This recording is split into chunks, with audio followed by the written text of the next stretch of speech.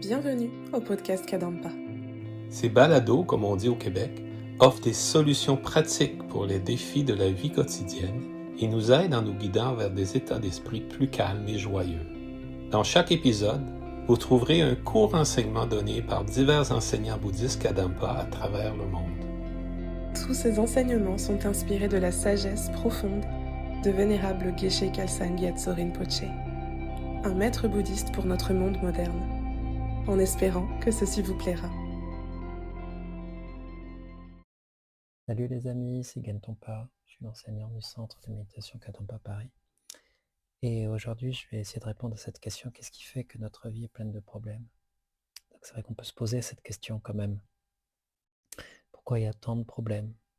Souvent on arrive à une mauvaise conclusion, un mauvais questionnement, qu'est-ce qui ne va pas avec moi? Qu'est-ce qui ne va pas avec moi pour avoir autant de problèmes? Bon, je crois qu'il faut qu'on se détende, tout le monde a des problèmes. C'est vraiment, c'est une des caractéristiques d'ailleurs d'une vie humaine. Tout le monde a des problèmes dans sa vie. De ce point de vue-là, on est complètement égaux. C'est peut-être pas les mêmes problèmes, mais il y a des problèmes dans nos vies. De ce point de vue-là, on est tous dans le même bateau. Mais voilà, qu'est-ce qui fait qu'on en a autant quand même? Ça vient de quoi, le fait d'avoir autant de problèmes? Ben, je vais vous partager deux réponses. La première réponse, Geshe Kelsang, il en parle dans Comment résoudre nos problèmes humains. Il dit les situations difficiles ne seraient pas un problème pour nous si nous y répondions avec un esprit positif ou paisible. Voilà, tout est dit. Donc les situations difficiles ne seraient pas un problème pour nous si nous y répondions avec un esprit positif ou paisible.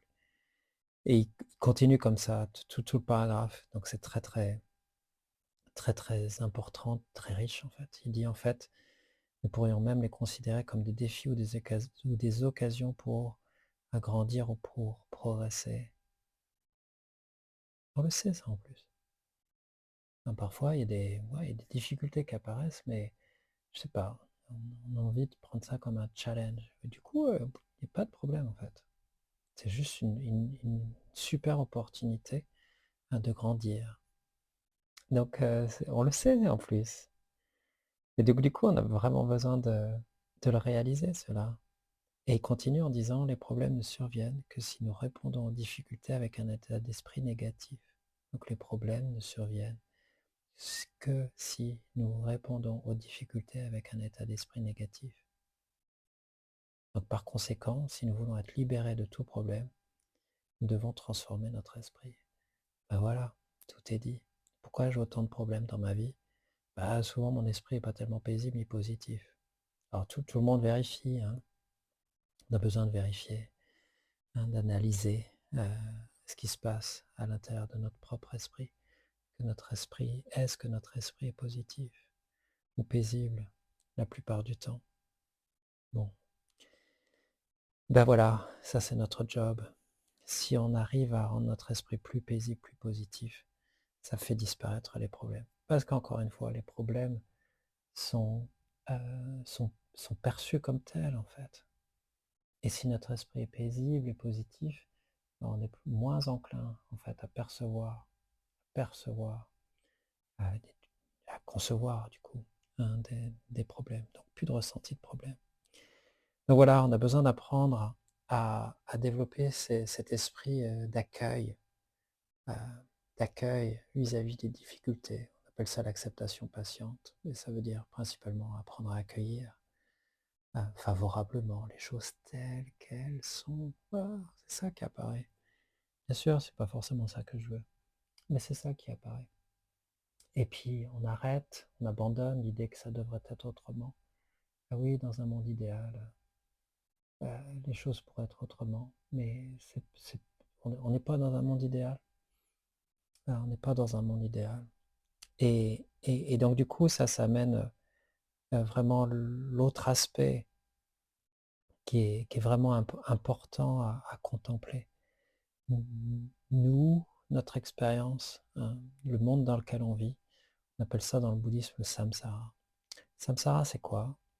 C'est un monde qui est contrôlé par les perturbations mentales. C'est un monde euh, euh, qui est créé et expérimenté par les perturbations mentales, donc les états d'esprit perturbés. Attachement, colère, jalousie, égoïsme, euh, convoitise, avarice et toute la suite. Voilà. Donc c'est ça le monde dans lequel on vit. Donc bien sûr, on a des états d'esprit positifs, euh, paisibles, mais voilà, on sait déjà ce qui se passe à l'intérieur de nous. Notre esprit n'est pas contrôlé par des états d'esprit vertueux. Pour l'instant, il est contrôlé par des états d'esprit agités. C'est vrai qu'on a besoin de l'intégrer, ça. Et dont l'état d'esprit racine qui produit toute l'agitation, c'est la saisie d'un soi, la préoccupation de soi. On saisit toujours un moi limité et parfois carrément abîmé. On ne peut pas être heureux, en fait, si on perçoit tout le monde à travers un moi vulnérable, abîmé, victime, pas à la hauteur, pas digne d'être aimé, ça ne marchera jamais. Donc là, c'est vrai qu'on a besoin de réaliser que pour nous, pour l'instant, le monde qui est expérimenté, c'est le monde du samsara.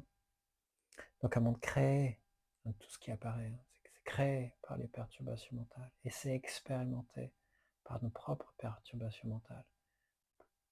Personne peut être heureux en fait dans un monde qui est expérimenté par les perturbations mentales. Et donc forcément, les perturbations mentales créent une quantité de problèmes hallucinantes. On le sait, nous on le sait, par notre propre expérience. Plus on est agité, plus on est perturbé, plus on s'enfonce, plus on crée des problèmes. On le sait déjà à notre petit niveau. Forcément, si tout le monde baigne dans cet environnement agité intérieur, ça ne peut pas fonctionner. En fait, c'est normal qu'il y ait autant de problèmes qui soient produits encore et encore. Donc voilà, ça c'est la réponse bouddhiste extrêmement lucide qui permet de comprendre tant de choses. Parce que c'est vrai que souvent on se dit mais tout est là pour que ça fonctionne, pour que tout le monde ait un toit à manger, etc. Voilà, il y a suffisamment d'argent, il y a suffisamment d'organisation pour que ça fonctionne et ça ne fonctionne pas. Pourquoi ça ne fonctionne pas? Pourquoi il y a autant de problèmes encore et encore? Les mêmes problèmes éternels qui reviennent encore et encore. Parce que notre monde il est contrôlé par les perturbations mentales. Donc c'est un constat pas forcément très réjouissant, mais qui nous apporte une lucidité qui va nous donner envie justement de s'extraire de cette influence agitée, parfois carrément négative, hein, qui est à l'intérieur de nous tous. Hein. Donc c'est ça qui est beau hein, dans cette prise de conscience, c'est qu'on va générer le désir de libération, de se libérer définitivement hein, de nos problèmes, de la cause hein, de nos problèmes. Donc voilà, c'est un peu confrontant, mais ça explique tout. Voilà. Pourquoi il y a autant de problèmes dans ce monde, pourquoi nous, on a autant de problèmes, et pourquoi aussi, tant qu'on ne qu'on ne va pas résoudre ces problèmes intérieurs de perturbation mentale, que ça ne va pas, tant qu'on ne va pas résoudre ça, ça ne va pas faire cesser nos problèmes. Voilà. Donc pour être heureux, plus avoir de problèmes, on a besoin de résoudre ce problème de fond, hein, qui est de s'échapper de l'emprise de nos perturbations mentales. Donc voilà, c'est court comme piste, mais si vous voulez, on peut faire juste voilà, une petite méditation de 5 minutes, juste pour intégrer ça. Allez, on se met dans un coin, on s'absorbe un petit peu,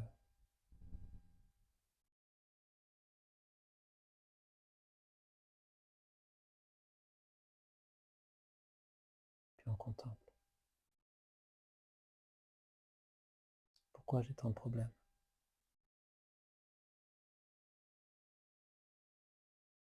Ben,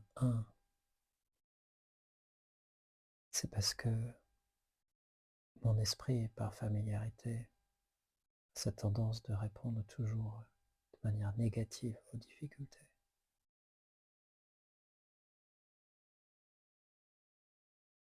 Si mon esprit était plus dans l'accueil, plus paisible, plus positif, en fait, il y aurait de l'espace. Il y aurait de l'espace pour gérer. Mon esprit serait plus fort, clairement. Et on le sait à un certain degré.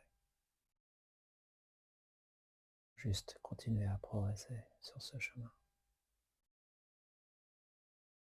J'ai besoin de rendre mon esprit plus fort,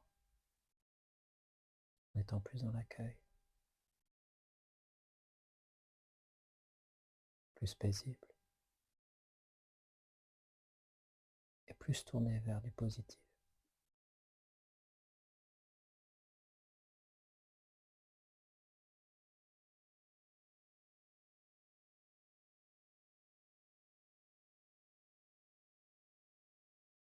Et plus je vais avoir cet esprit plus vaste, plus paisible, plus je vais comprendre vraiment d'où viennent les problèmes. Et c'est ce que dit justement Geshe-la dans Comment résoudre nos problèmes humains. Il dit lorsque nous avons cet espace intérieur, nous comprenons en fait, de manière plus claire et lucide la nature de notre situation samsarique. En fait, on comprend de manière plus claire. Notre esprit, il est piégé, contrôlé par les perturbations mentales. C'est le cas pour nous, malheureusement c'est le cas pour tous les êtres.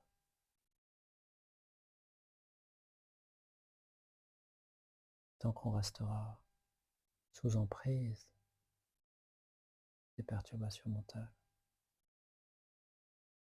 on aura toujours des problèmes.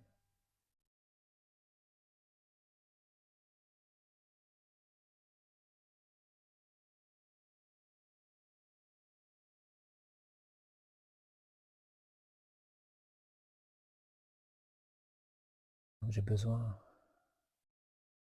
déjà d'apprendre à accueillir les difficultés, avoir un esprit paisible, plus positif.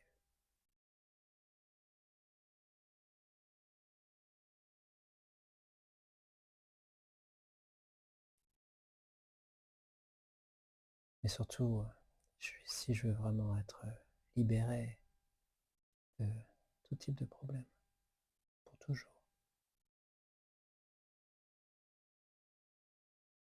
il faut que je m'échappe du samsara, de mon samsara.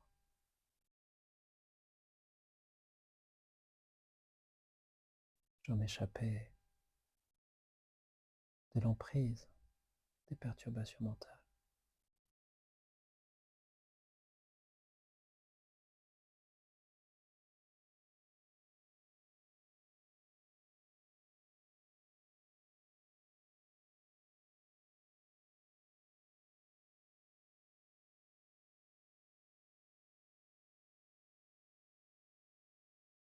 Et la méthode pour ça, c'est déjà se connecter à plus d'espace, plus de paix, pour après faire grandir notre sagesse, en particulier la sagesse de la vacuité, qui comprend comment fonctionne réellement ce monde, les choses, les phénomènes.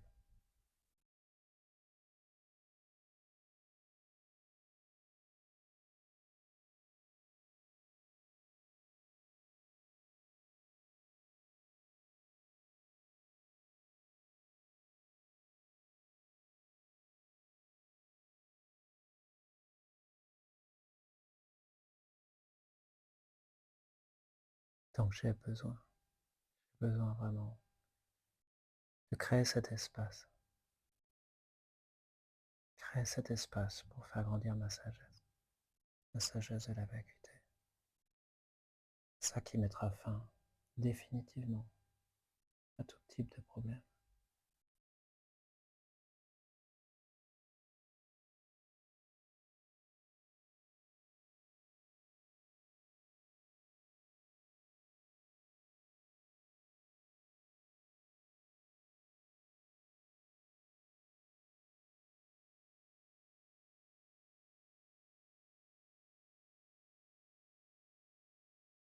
Ben voilà, merci.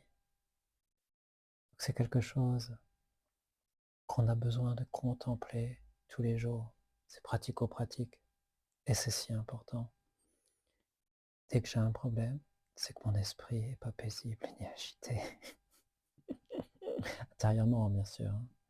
Dès que j'ai un problème intérieur, voilà, c'est que clairement, mon esprit n'est pas paisible, pas positif. Donc c'est ça le chemin pour faire disparaître ce problème. Et puis, deuxième chemin, c'est prendre conscience. T'oublies pas, tu es dans le samsara, c'est normal, c'est pas anormal, c'est normal. Que ça soit perturbé, dysfonctionnel, etc. C'est même un peu miraculeux que ça fonctionne d'ailleurs. Bien sûr, parce qu'on a créé aussi des karmas positifs. Donc bien sûr, c'est fonctionnel de temps en temps, mais jamais sur du long terme. Parce que ce qui domine malheureusement notre esprit, et on le sait par notre propre expérience, ce qui domine nos esprits, ce qui contrôle nos esprits, ce sont les perturbations mentales. Donc, deuxième prise de conscience, je dois m'extraire. Voilà, ça c'est vraiment quelque chose à se rappeler au quotidien pour se mettre au bon endroit, pour résoudre nos vrais problèmes. Parce que tant qu'on ne fera pas ça, on va toujours vouloir résoudre les problèmes extérieurs, juste pour les problèmes extérieurs, toujours avec cette idée que si je les résous, je vais être heureux. Ben non, parce qu'on ne s'attaque pas à la véritable cause de nos problèmes. Donc voilà, bon entraînement, bonne pratique, et à très vite. Si vous vous sentez inspiré par ce podcast, suivez le lien dans la description de l'épisode et plongez plus profondément dans la sagesse intemporelle du bouddhisme moderne Kadampa. Pour aider d'autres personnes à découvrir cette sagesse, vous pouvez laisser une note 5 étoiles à notre chaîne ou simplement partager ce podcast autour de vous. Merci de votre écoute. Nous avons hâte de vous retrouver dans le prochain épisode des Balados Kadampa.